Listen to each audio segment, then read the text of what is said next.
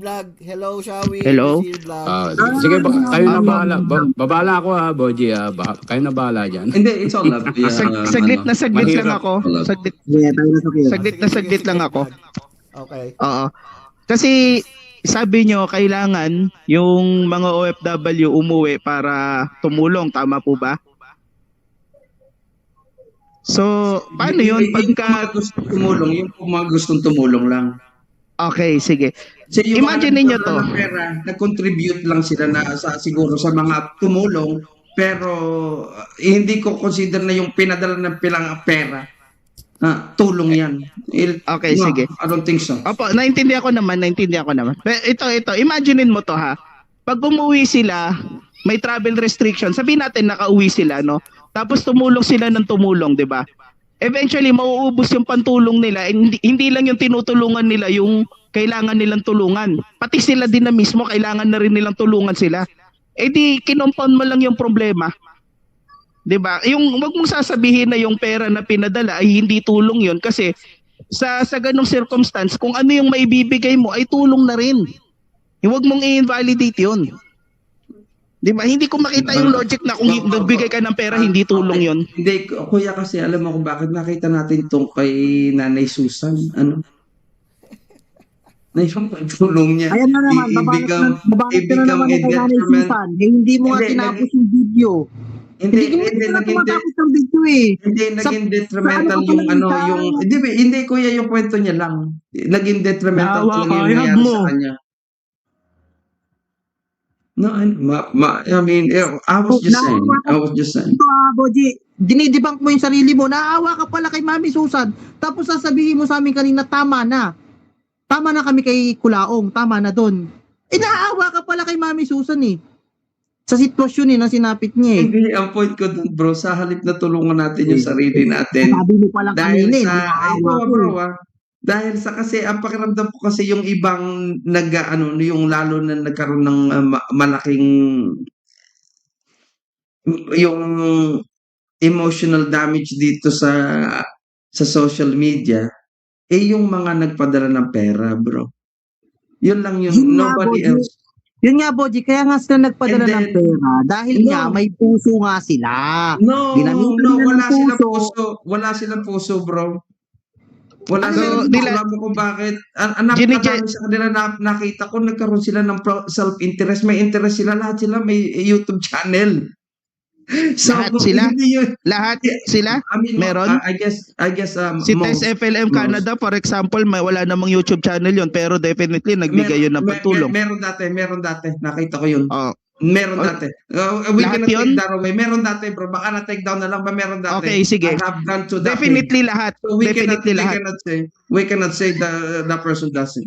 Come on, bro. Hindi, pero sabi nyo, definitely lahat merong YouTube channel. Tama? Definitely. Self-interest. Definitely ang lahat. nangyari. Press 1 nga kung naniniwala kayo na lahat ng libo-libong nanonood kay FLM na yon ay may YouTube channel. Press 1 nga. Kung press 2 kung hindi kayo naniniwala at hindi kayo convinced na lahat ng yon ay may YouTube channel. Parang counterintuitive yung sinasabi nyo. Lahat yung Hindi ko libo-libo naman- na, no? Hindi ko sinasabing lahat. Yung mga nagkakaso ngayon, yung mga paano nga? yung mga nag-ano, di ba yun yung narinig mga channel. Yung may mga narinig channels nating lahat, siguro. di ba, na narinig namin lahat na lahat yung sinabi mo. Sir naman, wag niyo namang inuusog yung argument niyo just to make you feel right about yourself. Yung unang-una wala namang logic yung sinasabi niyo na yung nagbigay ng pera walang puso. Come on, sacrifice yun. Wag mong ini-invalidate. No, self-interest yun, bro. No way. O sige, sabihin na No natin, lahat No way. yun? Lahat? All of No them? way. Hindi, siguro Ang- naman may talaga namang gustong open-hearted yung pero ang O di ibig sabihin ngayon hindi na lahat. Ibig sabihin kaya nga ibig sabihin hindi na lahat. O ngayon hindi na lahat. Kaya nga lahat. O sa malinaw na hindi lahat. Sana bago ka magsalita, ayusin mo yung logic mo bago mo ibuga. That's right. Diba? That's right. Hindi ko makita talaga yung logic mo, Sir Boji. Kasi ini-invalidate mo yung mga nagsasacrifice. Sasabihin mo, hindi sila tumutulong. Self-interest yun.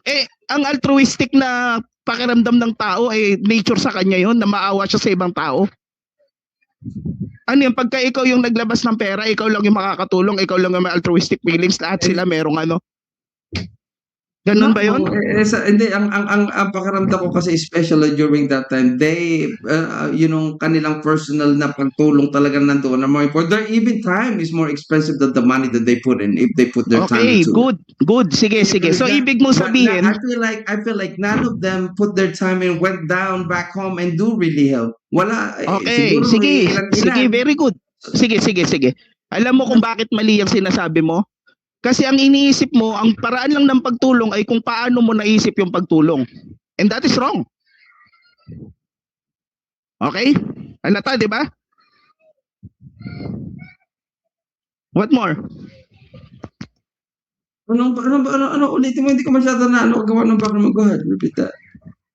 Ang problema kasi, ang tingin mo, ang paraan ng pagtulong ay kung paano lang yung sa tingin mong pagtulong.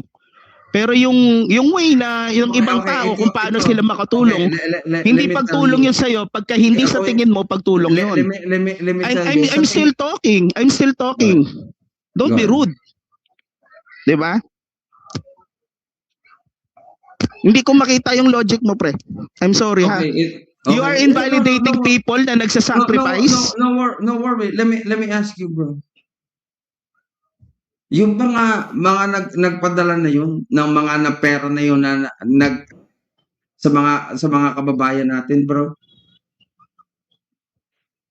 May nagbigay, especially din yung tanong kanina ni Kuya Nusuker, may naglagay ba sila ng shotgun sa ulo nila bago nila ipinadala yung pera na yan?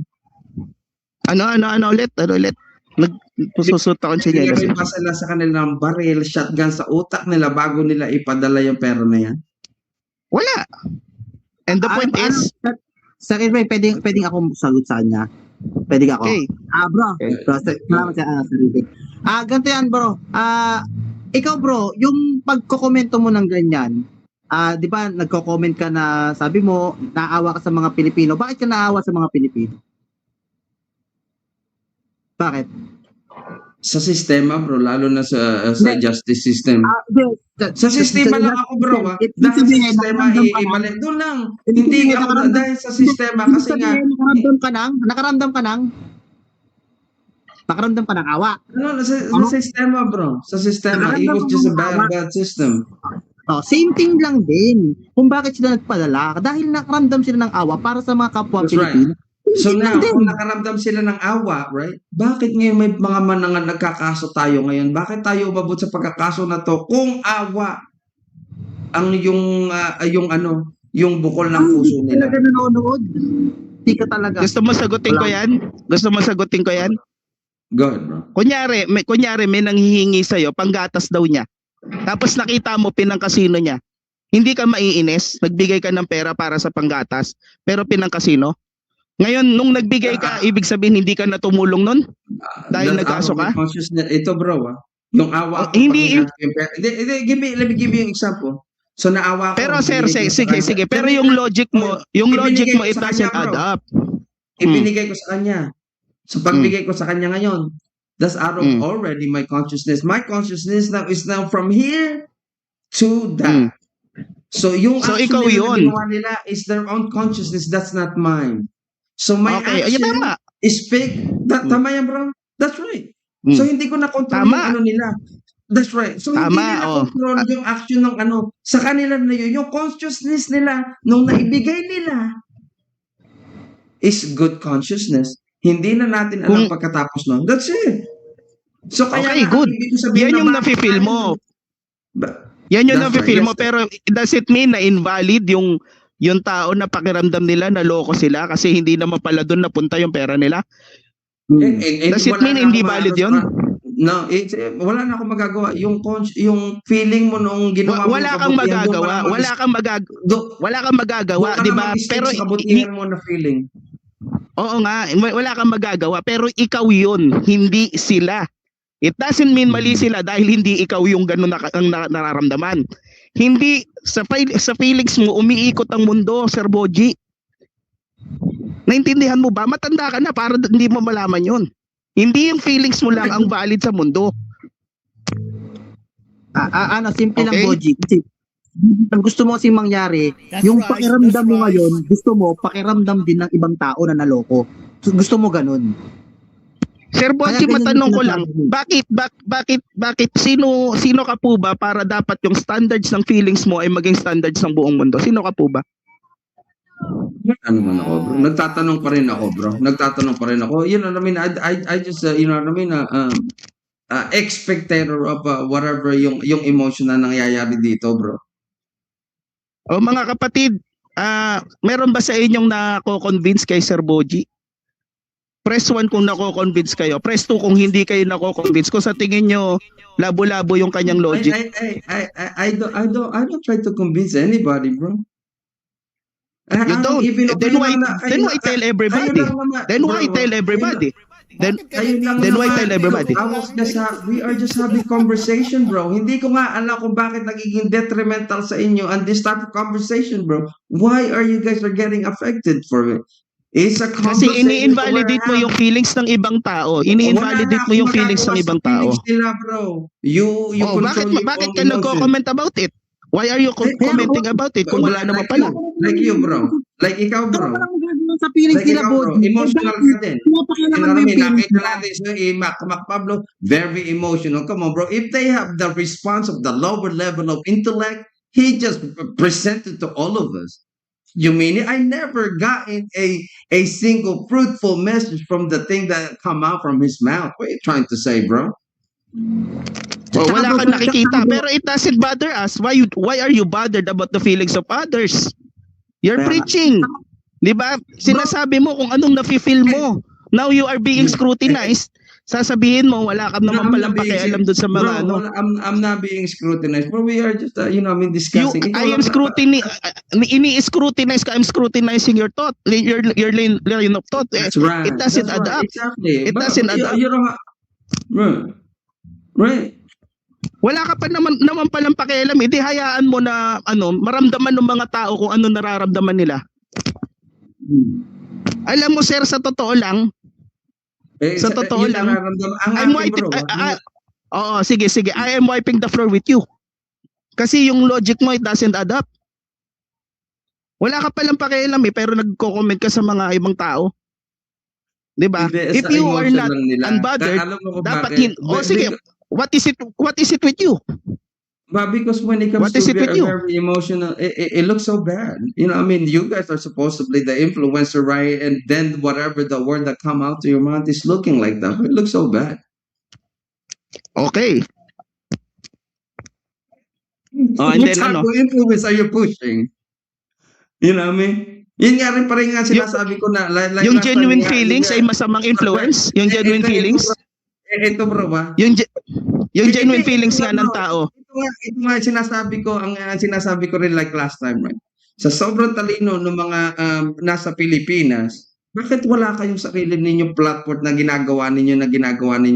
Why are you still using somebody else's platform? Wala ba kayong na-invent?